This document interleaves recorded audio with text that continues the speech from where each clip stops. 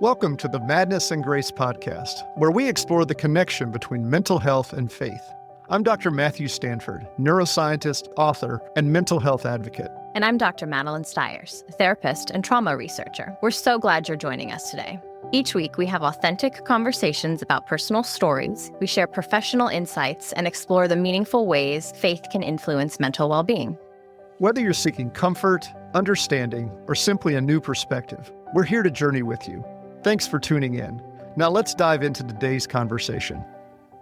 Hello once again, and welcome to the Madness and Grace podcast. We're thankful that you would join us today for another conversation about mental health and faith. And we have a conversation today that is a very common conversation that we have. It's something that people ask us about all the time, and that's about how do you know if you are struggling with depression, or a friend of yours is struggling with depression, or a loved one. And really, depression was kind of the thing that brought me to do what I do today, work at the Hope and Healing Center and in a mental health-oriented ministry, from some conversations I heard people having when I was actually an undergraduate about how, in their opinion, a true Christian could never have depression. And so that really made me start to think about these types of things. It kind of led me down this pathway over the years. So, Maddie, you have some opening thoughts on depression, some of the things you may have seen in the clinic here at the Hope and Healing Center? Well, I think the first thing, when we're talking about depression, you and I and professionals in the field, we typically know that we are talking about like a clinical diagnosis, someone who meets the criteria for, someone who's experiencing a major depressive episode. And we're not talking about someone who is, for lack of better words, just sad, right? So depression, and the way we're going to talk about it today, is really, we're really discussing a significant deterioration of mental health in a way that presents in a certain way with certain criteria that you've met. And it really impacts your whole life and everything in every way. So, yeah. Right. No, I think that's a good point. And, depression is way more than sadness. But we use that term very cheaply in our society today. People say, I'm depressed today, or just to mean that they're sad. So that's a good point. So why don't I actually just kind of give diagnostic criteria for depression, just so people can get an idea of kind of the depth of this mood disorder that we're talking about here. So this is from the diagnostics manual. And the individual is going to need to have 5 or more of these over at least a 2-week period. So there's a timing aspect of it. It has to be in place for at least 2 weeks or more. And you have to have 5 or more of these, which also gives you an idea that it can manifest somewhat different in individuals. And so the first one is a depressed mood most of the day, nearly every day. Markedly diminished interest or pleasure in activities that you used to find pleasurable. Fatigue or loss of energy, sleep disturbances, that's either you sleep too much or you don't sleep enough, significant weight or appetite changes. Again, that can be on either end. You can gain weight, you can lose weight, eat more, eat less. Feelings of worthlessness or guilt, difficulty thinking, concentrating, or making decisions, recurrent thoughts of death or suicide, and psychomotor agitation or retardation, meaning you're moving around too much or you're not moving around very much at all. And so you have to have at least 5 of those in place for a 2-week period or more. With that, the first 2 I mentioned, the depressed mood or the loss of interest, you have to have one of those and 4 others. And so you can see the kind of the depth there that we're talking about. We're talking about feelings of worthlessness. We're talking about physical symptoms. Really, as you said, the person really isn't functional as normal. And so we're talking about a pretty significant problem here. It is the leading cause of disability worldwide from data from the World Health Organization. And it's the second most common mental health concern in the United States, with anxiety disorders being number 1. But really, anxiety and depression often go hand in hand. Maybe you could give some thoughts on clinical treatment, or maybe an example that people maybe what it kind of looks like when a person starts to struggle with mental health or with depression. So there's different ways that you can experience depression. You may have been diagnosed with major depressive disorder, and that's typically going to mean, receiving some sort of psychotherapeutic treatment, likely seeing a doctor or psychiatrist and getting on some antidepressants, medication to help manage it. maybe even mood stabilizers, things like that. And it's going to be chronic, persistent depression that you're trying to navigate and manage. And then there's also periods of depression, right? So like sometimes you'll have life situations will come up that are challenging or difficult. And so you'll, for more than 2 weeks, experience 5 or more of those symptoms that you just outlined. And you may take medication for a little bit, if you lose, loss of a child or extreme life circumstances may cause someone to have a period of depression. But that doesn't necessarily mean that you're going to have depression your entire life, right? So it's really important to take what that criteria that Matt just outlined and not self-diagnose, but go see a doctor if you're concerned, because there's just different ways that this presents itself, and it looks wildly different in the clinic with people. Experiencing depression can also be a symptom of another mental health disorder. So everything Matt just outlined is true. If the symptoms, you meet criteria for depression, if those symptoms are not attributable to another mental health diagnosis, such as schizophrenia or bipolar disorder or another medical issue. So it's important to also go get checked out by a primary care physician and have your physical stuff looked at, because, thyroid issues is a very common issue that can manifest and present like it's depression. But as soon as you get that addressed, the depression kind of fades away, right? So looking at depression, you can go through that criteria, which is in the DSM, and that's helpful, whatnot. But really, you can kind of think about it in some broader categories. It's emotional. It's going to impact you emotionally, like your mood. It's going to impact you cognitively, your ability to think.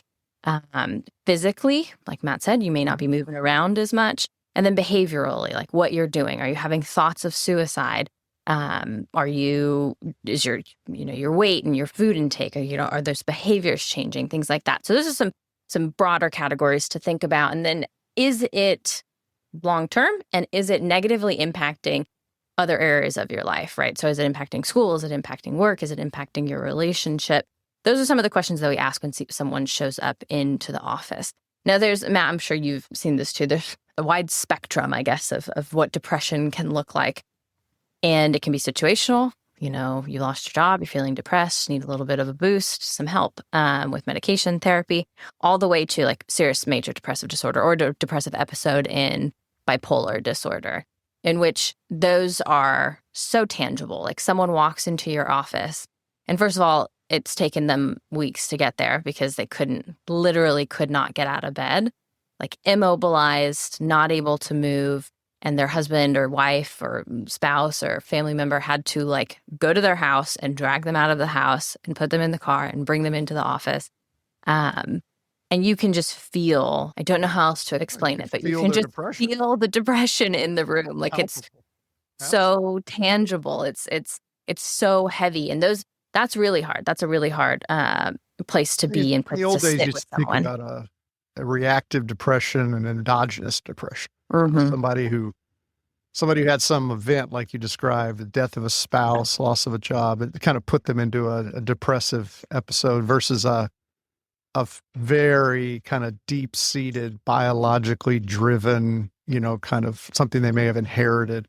I think something that's important for people to realize that at least I find this a lot of times when because most people just don't understand mental health problems generally, because why would they necessarily, right? So when we're talking about depression, we're talking about depressive episodes. And so a person goes into a depressive episode, which is kind of what you've been describing, kind of the criteria that I gave. They have this depressive episode.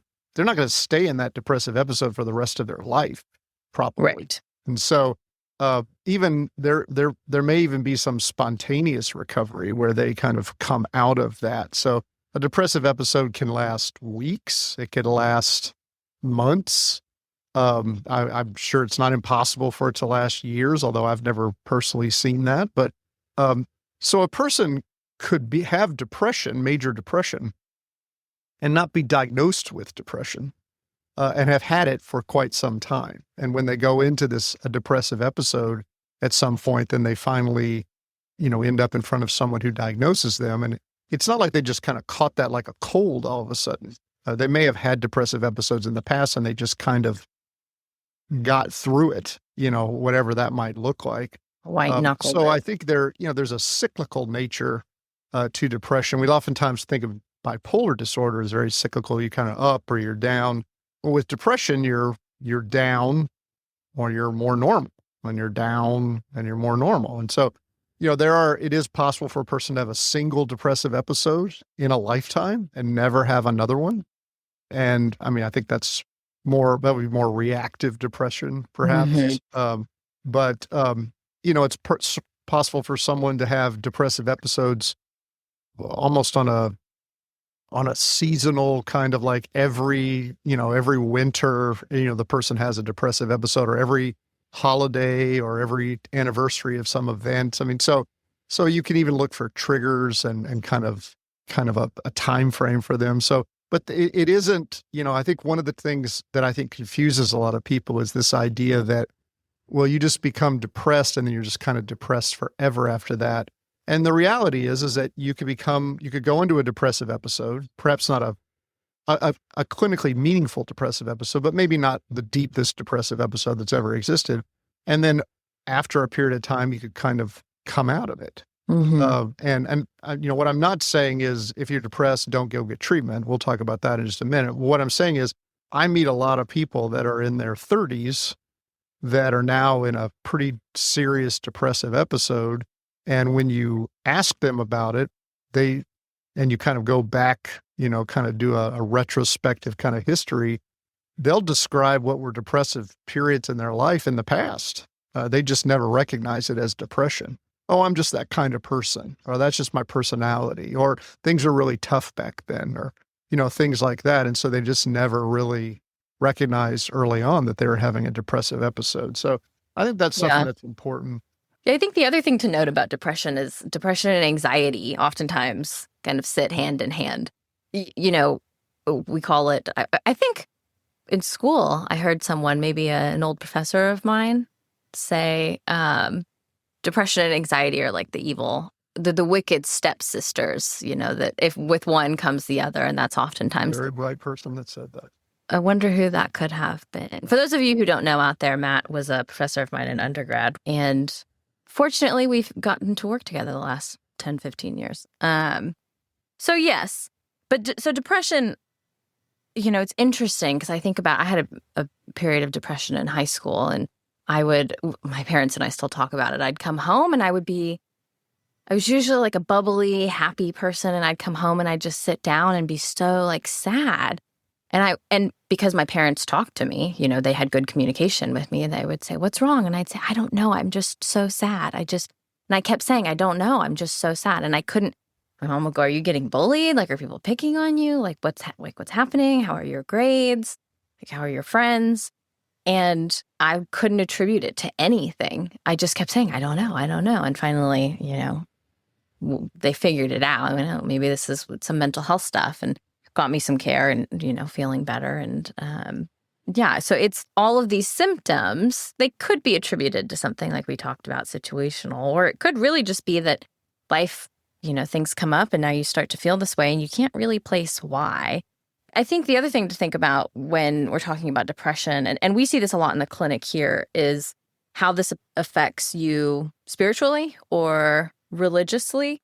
You have this change in mood and feeling worthless. And so oftentimes that kind of translates in a religious or spiritual way into a loss of meaning or purpose spiritually. So feeling like life has no purpose, really questioning your path or your spiritual journey that God's called you on, having a sense of spiritual emptiness or disconnection with your higher power. You may start to feel like you've been abandoned by God, really questioning, like, if I'm feeling this terrible, why is God letting this happen to me? What's going on? Because one of the symptoms is becoming disinterested in things that you used to find interesting. You may not be going to church on Sundays. You may not be engaging in your community or doing any of those activities that you used to really enjoy. Along with the feelings of worthlessness, we also see guilt and shame just kind of associated with the depression start to pop up. So you might start to feel that you are not doing enough, or you're not strong enough of a believer. Like I said, isolating yourself from the community because you don't feel good enough. You don't feel like a good enough Christian or whatever that may be. And then that hopelessness that we kind of see in depression kind of taking a hopelessness into your religious or spiritual views. So you may start, maybe you're not reading scripture isn't providing hope. You're seeing the negative and kind of pulling into that and finding less hope in reading scripture. So it not only is the criteria that we've outlined already, it really can impact your religious or spiritual beliefs in a way that can be pretty profound. And that's what we see here in the clinic, is we have people coming in wanting to talk about their religious beliefs, and oftentimes they have a lot of questions because all of this may lead to some anger. They may be feeling upset with God, like, why is this happening? Why is my mental health struggling? Questioning what's going on. And yeah, it's interesting to see, because people want to talk about their religious beliefs in session, and we oftentimes get to do that with people who are depressed because it becomes such an important part of their treatment process. No, absolutely. Depression distorts perceptions, and that's going to include your perceptions of God. I think all those things you outlined are spot on. I think one of the problems is that people, they see those things as more important than kind of just daily things that go on. So reading scripture, praying, how close you feel to God. So when they feel those, being altered because of depression, they start to think, well, maybe that's the cause of this. These are Right. important things. And, and I think we have to keep reminding ourselves that, for instance, God's presence it's not based on our emotional state. God is present. And so, and he isn't driven off by your emotional state. But unfortunately, because of those changes that you've described there in a person's faith and spirituality, a lot of times you get an over-spiritualization with depression. You'll even get pastors just will say outright that depression is a sin, that it's wrong to be depressed, that it's sinful to be depressed, that a person just needs to pray more or try to get closer to God, and that will cause their depression to go away. That sounds good, I guess, but that's just not the reality of life, and it's not even the reality of Scripture.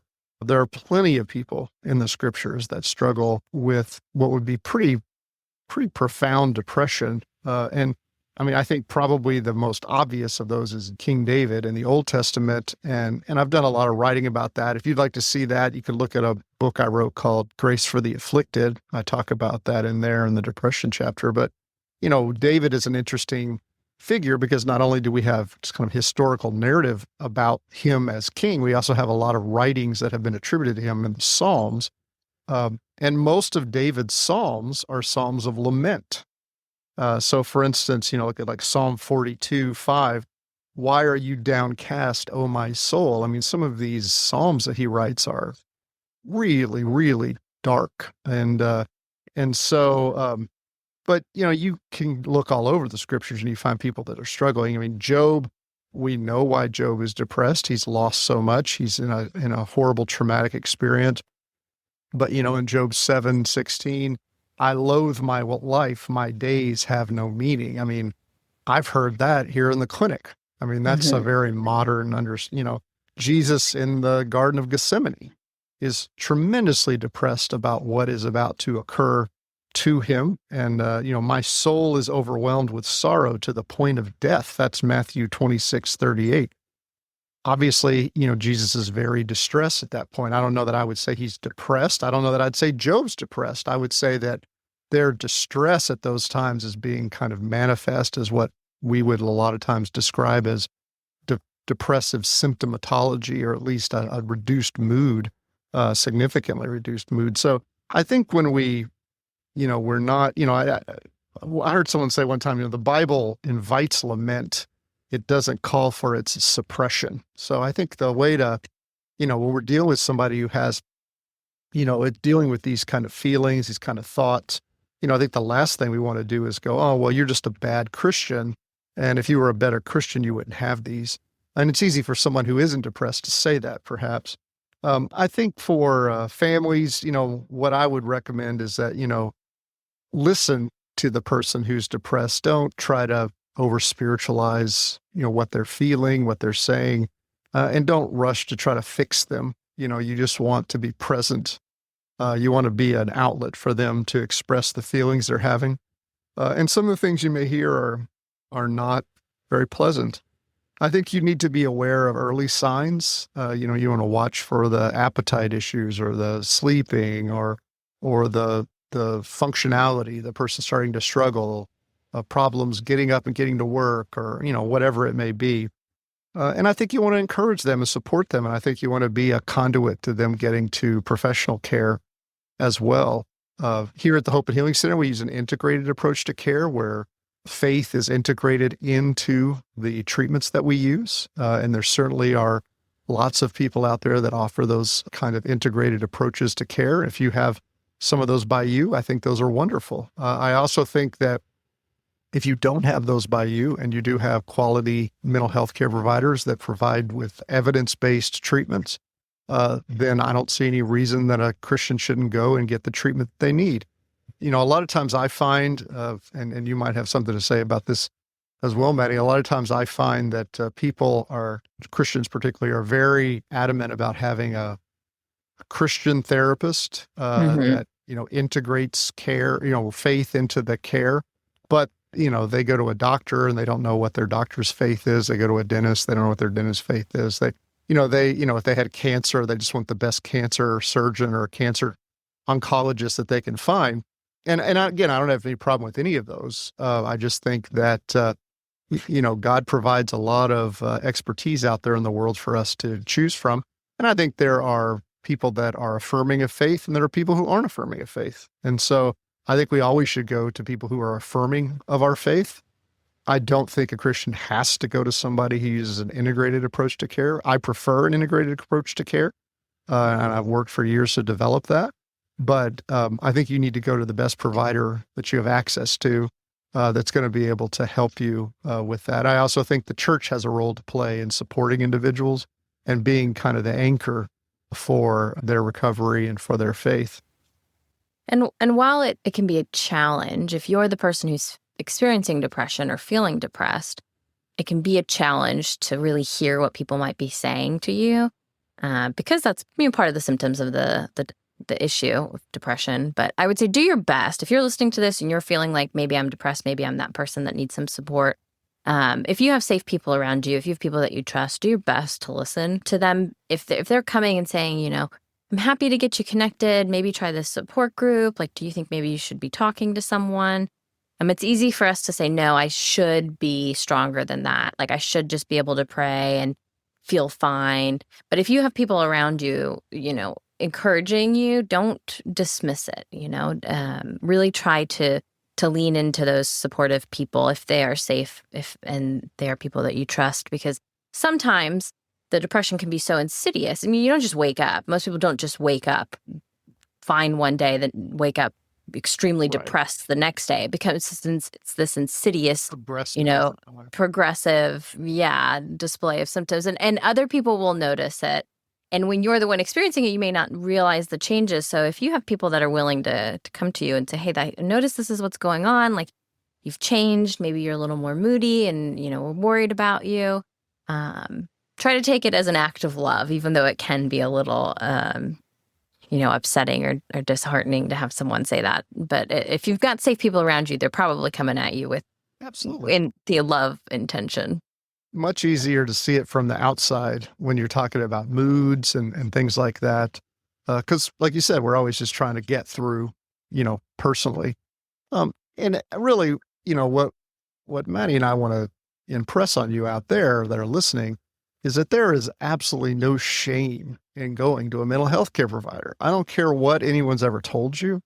A mental health care provider is a provider like any other provider. You have a sore throat, you go to a physician and try to figure out why you have a sore throat. If your belly hurts, you go try to figure out why your belly hurts. If you have a depressed mood and you do not understand why you have a depressed mood, if you are struggling to function because you are so down, there is a brain in your head. It is an organ. It cannot function correctly sometimes.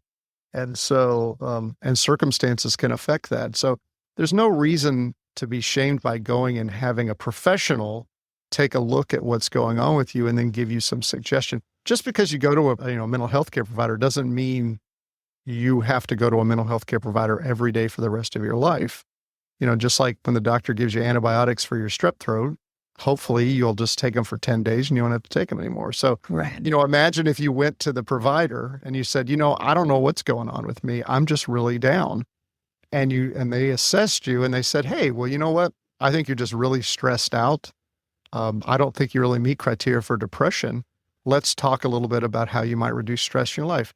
Wouldn't you rather know that than you do meet criteria for depression? And if you did meet criteria of depression, wouldn't you want to know that and know that there are effective treatments for you to be able to be treated for that and to move forward? Oftentimes just reaching out to someone is so helpful. We'll have people come in and they probably don't meet the criteria for a depression diagnosis, but life has become extremely stressful for them. And so they're feeling some of these symptoms and they'll come in and we'll talk and then they'll say, yeah, thanks, this was really helpful. And they kind of go, I'm like feeling better just saying it out loud. And then we'll go, okay, well, do you want to talk about, therapy, what that looks like, blah, blah, blah. And they reach out a week later and they're saying, I actually am feeling so much better now. I think I just needed, like they hadn't said anything out loud to anyone. Like maybe they didn't have someone or didn't feel safe or just felt ashamed of it, which, we want to encourage people to get to support. But so calling a therapist can be so helpful because like you said, you might realize I don't have depression.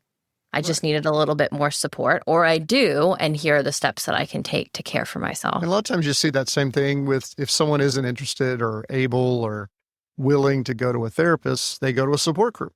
And Right. I know you've seen, just like I've seen, people are like, oh my gosh, this has been fantastic. I've gone to 3 sessions of the support group. This is what I've always needed. I just needed an outlet. I just needed to hear what other people were struggling with. And there's lots of great depression-oriented or mental health-oriented support groups out there, and many of which are faith-based. And so, so there's that, at another level to go and talk to your pastor or a lay counselor, or just to sit down and begin the process of kind of working towards this. So, I think a lot of times you just have to kind of overcome the shame and the guilt associated with feeling like maybe we're not getting it done on our own.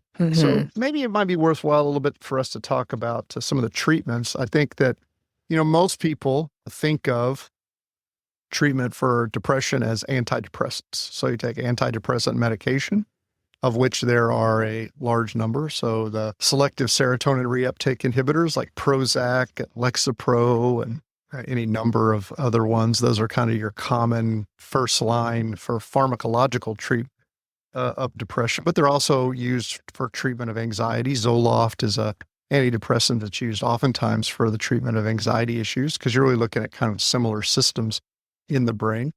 But one of the things I want to say to people is I hear a lot of people say, well, yeah, but I don't want to take medication. And that's the reason that they use for not wanting to go to somebody. And so what I would say is there are pharmacological treatments for depression, and there are psychotherapeutic or talking therapy treatments for depression. And it's more important that you get some treatment for your depression than to do nothing. And sometimes people take medication and sometimes they don't. But depression can be treated just with psychotherapeutic intervention. And here at the Hope and Healing Center, we use cognitive behavioral therapy, which is kind of I would say the most evidence-based kind of gold standard treatment for depression. There are other treatments, but it's kind of what I would think is the most clear evidence for its effectiveness. Yeah. Well, and everyone who comes into the clinic here for therapy, they're screened and we determine whether they need to see a psychiatrist here or if they have one out in the community. But the reality is you can go to a psychiatrist, and a psychiatrist is the prescribing provider for psychotropic medication. And the psychiatrist or the doctor might say, yes, it sounds like you're struggling with some depression, like an antidepressant might be helpful. And you can say, I don't know. I think I want to think about it. Or, no, I don't want to do that. Let's talk about other options. So I think a lot of people are worried because they don't want to be on medicine. So they just don't even, they say, I don't want to be on an antidepressant. I don't want to do that. So they don't go to the doctor. When in reality, you might get different information from the doctor. They're like, well, you're not struggling with depression. It's anxiety. So let's talk about that. You know, and so you have the right to say no. Just because you go see a doctor doesn't mean they can force treatment on you. So this is the same as seeing any other sort of doctor. And I try to remind people that because they won't even go. And I go, just go get information. It's just educational for you at this point. I mean, I understand that. Yeah. It's important for people to know there's more than medicine. I mean, you know, I think medication can be wonderfully effective. I think for the right person in the right circumstances, some people aren't going to be, it's not going to work with them. And other people are so nervous about taking it that it could be a bad thing if they take it because it could, put them in a worse state of mind. But I think that medication is one aspect of treatment. I think, like I said, psychotherapeutic interventions, talking therapy, support, I think is another leg of the stool of treatment. And that is, I think it's very important that you have effective support around you, supportive family, friends, a supportive faith community, people that can help you kind of fill in the gaps as you're recovering. That's tremendously important. And so I think, there's a lot of things that, lifestyle changes. I think that's another thing, eating healthy, exercise. So there's a lot of things that can be done that aren't medication that are tremendously therapeutic. But I think the most important thing to do is to do something, not to say, well, I don't want to take medication. So as you said, I just don't go do anything. Then I just kind of stay home. This is one of the things that I tell a lot of my clients that have depression is that, one of the symptoms is a loss of motivation, right? Like like just getting to session was the hardest thing. Maybe they haven't even showered, they haven't done anything. So they say, I just don't feel like doing it. I don't feel motivated. Like I just want to lay down. I just want to stay in bed. I don't want to get up. I don't have any motivation.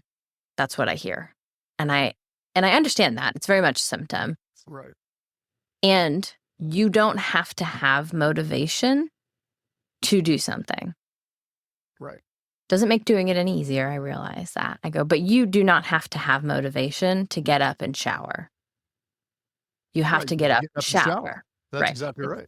And I'm making it's easier said than done, right? And I try to remind people, like, if you're depressed and you're waiting for motivation to come, like, you're not working with yourself towards the healing kind of process. Just, make a decision, get up and do something, even if it's just small, if it's just changing your clothes. Like, you don't have to have the motivation to do that. You have to get up and change your clothes, like one foot in front of the other, for small little things. And then it builds and it grows into being able to get back into the swing of life and find productivity again. Yeah, it doesn't have to feel good. I think that's the thing. The other thing, and there's a when you're talking about mental health problems, you're talking months to years. You're not talking days to weeks. I mean, it's going to take time to get out of this. And your motivation is, I'm not where I want to be. That's the motivation. I mean, I don't know what that even has a feeling associated with it. I'm not where I want to be. I can't. It's hard for me to get up out of bed in the morning. I've been late to work. Whatever. That's not where I want to be. Okay, that's it. There doesn't have to be a feeling. I think a lot of times it's a feeling, like it's almost, it's very similar to like, and this is one, this is just, I laugh because this is something I've been doing. I really need to work out, but I have no motivation. And so, and like you just said, you don't need motivation. You just need to do it. Just do it. Okay, I don't want to go work out. I don't like it when I work out, but I know intellectually that I need to do that to be healthy. So you just go and you just do it, and it stinks and you don't like it and it doesn't feel good, but I know that it's necessary. And that's the same thing. That's when and I know, again, like you just said, that's easy for us to say that, but once you begin to develop that relationship with your counselor or therapist, they're going to be there to kind of help walk you through that, to kind of give you ways to quote unquote motivate yourself, or goals that you can meet and make, so that'll be built into your therapeutic intervention. And, but now you have an advocate, you have someone to walk along with you through this. It's much easier to walk along with somebody than it is to try to do it yourself. It's not something you're going to be able to think your way out of on your own. It might relent over time.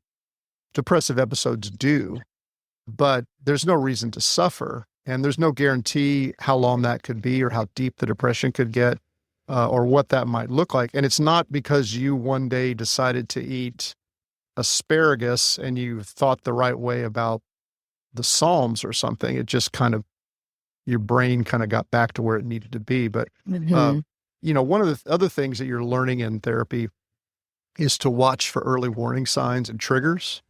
You're learning to come up with, to learn skills and techniques so that you can manage stress and deal with symptomatology when it starts to appear. So therapy is kind of teaching you to try to be a little bit more in control of this, and in a really very much so in a preventative way, I would say. I mean, not in the classic sense of preventative way, but in a way in which you could say, hey, you know what? I had a depressive episode a few years ago. I got some treatment for it. Haven't had it in a few years, but I'm starting to notice some, like when you mentioned earlier, Maddie, a lot of times you don't notice, but if you've gone through therapy and you've learned about your illness, you may notice, and you could catch it even earlier than waiting for someone outside to recognize it and say, hey, well, it's time for me to go back and see my therapist again. Right. Or maybe I do need to start back on medication or whatever. And so there's a real preventative aspect to treatment as well that I think a lot of people don't realize. And also it educates you to just kind of be able to understand what's going on with you in a real meaningful way so that you don't have the shame and guilt that society throws all over you. Yeah, and experiencing depression or feeling down there's nothing to be ashamed of. It doesn't make you weak. I mean, all of the things that, unfortunately, when you're feeling depressed, your brain tells you are true is not actually accurate. And getting to support. Oftentimes, some of the thoughts that we have when we're feeling depressed are hard to say out loud to people that are in our lives because they can be so dark. So just getting into a space with a therapist or a support group or, whatever that may look like, to have a space to say those things and kind of process what's happening internally with you through the depression is really, really meaningful because sometimes even just getting it out can be helpful. And so reach out, ask for support. Once you get into the process of therapy and understanding what your depression looks like, and like you were saying, the cycles and triggers can really help in a proactive way and prevent issues in the future or help you kind of address it before it becomes too overwhelming in future dates. You can communicate that with loved ones and family members so they can be on the lookout as well. I mean, there's just so many benefits to being aware of what's going on with your depression or your mental health issue in general and being able to navigate and manage that. Like someone with diabetes doesn't go, I know I have diabetes and something happens when I eat something or it goes up or down. I can't fully remember and I'm supposed to do something, right? Like there's a process that people go through to manage their diabetes. And if you have depression, you have to unfortunately go through and figure that out and then be diagnosed and figure out how to manage it. So it really is another medical issue that just takes management, as unfortunate as any medical issue is. Right. We have a lot of great resources here at the Hope and Healing Center related to depression. So just wanted to name off a couple, and we'll make sure that those are put in the notes so that you can find them. So I've written several books, many of which have chapters on depression or more broadly talk about mental health related things for you that may be struggling or may have a family member or a friend, or you may be a clergy member that helps others. So Grace for the Afflicted is a book about adult mental health problems. And there's a whole chapter on depression in there. It talks about kind of a clinical and biblical perspective on mental health issues. Grace for the Children is a book on disorders in adolescents and children. It also discusses depression in there. I wrote a book called Madness and Grace most recently, which is a very practical guide on how to work with people who have serious mental health problems, what to watch for, how to refer them, how to get them to care. So that's another one you might look at. So we'll put those links. And then we provide a whole lot of training here at the Hope and Healing Center through our Gateway to Hope University. If you're interested in learning more about how you might work with people that have mental health problems, or you might learn how to recognize someone and then be able to help them find care. So we'll put the link down there and that. And then finally, if you need to talk to somebody, we have our Hope Line, which is a 365 days a week support line, 5 to 8 p.m. every evening. That's Central Time, 5 to 8 p.m. Central Time, answered in English and Spanish. And you could talk to one of our trained mental health coaches, provide you a half-hour counseling on the phone and help you find mental health care providers. And it's a support line, so you can call as many times as you want just to talk to somebody. And sometimes that's just the beginning. It's just to talk to somebody and kind of start the process. So we'll make sure that there are information and links about all of those in the notes below. Well, thank you all for joining us again this week on Madness and Grace. If you've got questions, shoot them our way via the email. Otherwise, we look forward to seeing you at our next episode. Thanks for joining our conversation on this episode of the Madness and Grace podcast. If you found value in our discussion today, we'd love it if you'd subscribe wherever you listen to podcasts so you never miss an episode. And if you enjoyed what you heard, please consider leaving us a rating and review. It helps others find these important conversations. Sharing this podcast with friends and family members is also a wonderful way to extend hope to those who might be struggling with mental health concerns. We'll be back next time with another candid conversation about madness and grace. See you then.